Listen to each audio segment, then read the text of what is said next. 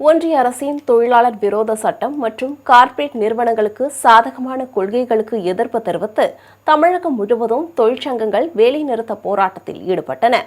சென்னை திருவொற்றியூர் விம்கோ நகர் ரயில் நிலையத்தில் இந்திய மாணவர் அமைப்பு, தொழிற்சங்கங்கள் கூட்டமைப்பு, மாதர் சங்கம் உள்ளிட்ட 200க்கும் மேற்பட்டோர் ரயில் மறியல் போராட்டத்தில் ஈடுபட்டனர். அப்போது ஒன்றிய பாஜக அரசுக்கு எதிராக கண்டன முழக்கங்கள் எழுப்பப்பட்டன.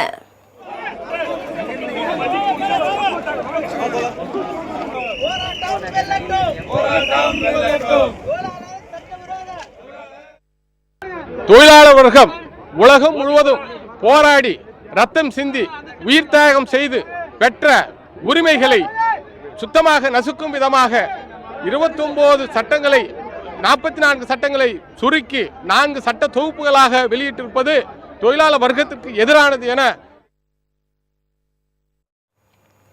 இதேபோல் கடலூர் மாவட்டம் திருப்பாதிரிப்புலியூரில் ரயில் நிலையத்தில் சிஐடியு மாவட்ட செயலாளர் பழனிவேல் தலைமையில் விடுதலை சிறுத்தைகள், இந்திய கம்யூனிஸ்ட், மார்க்சிஸ்ட் கம்யூனிஸ்ட் உள்ளிட்ட 10 தொழிற்சங்கங்களை சேர்ந்த 200க்கும் மேற்பட்டோர் ரயில் மறியல் போராட்டத்தில் ஈடுபட்டனர்.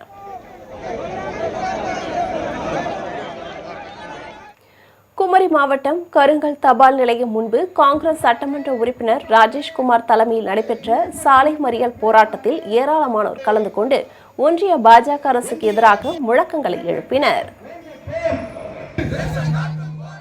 தொழிலாளர்களுடைய வயிற்றில் அடிக்கின்ற, தொழிலாளருடைய வாழ்க்கை சிதைக்கின்ற, விவசாய தொழிலாளருடைய வாழ்க்கை சிதைக்கின்ற, கடல் வளம் மீன்பிடி தொழிலாளருடைய வாழ்க்கை செய்கின்ற அனைத்து தொழிலாளருடைய வாழ்க்கை சிதைக்கின்ற துரோக சட்டங்களை உடனடியாக வாபஸ் பெற வேண்டும்.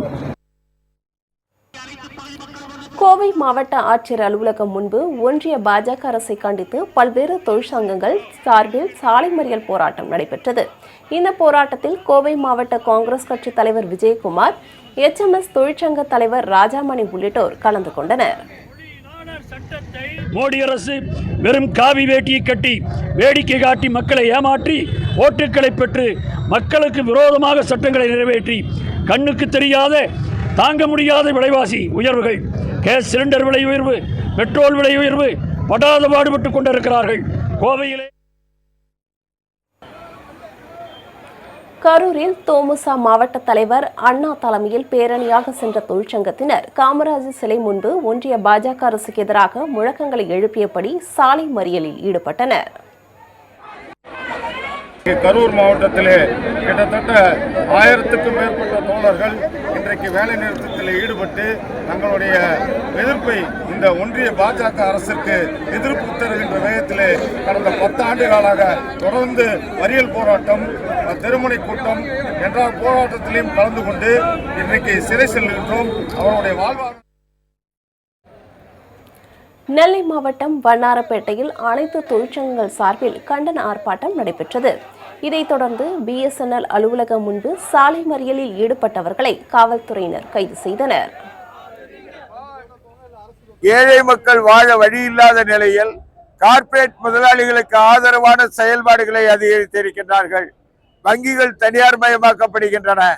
அதே நேரத்திலே LIC என்பதுதான் இந்த நாட்டினுடைய வளர்ச்சிக்கு அடிப்படையாக இருந்தது. LICயில் 100% அந்நியர்கள் வரலாம் என்று சொல்லிவிட்டார்கள்.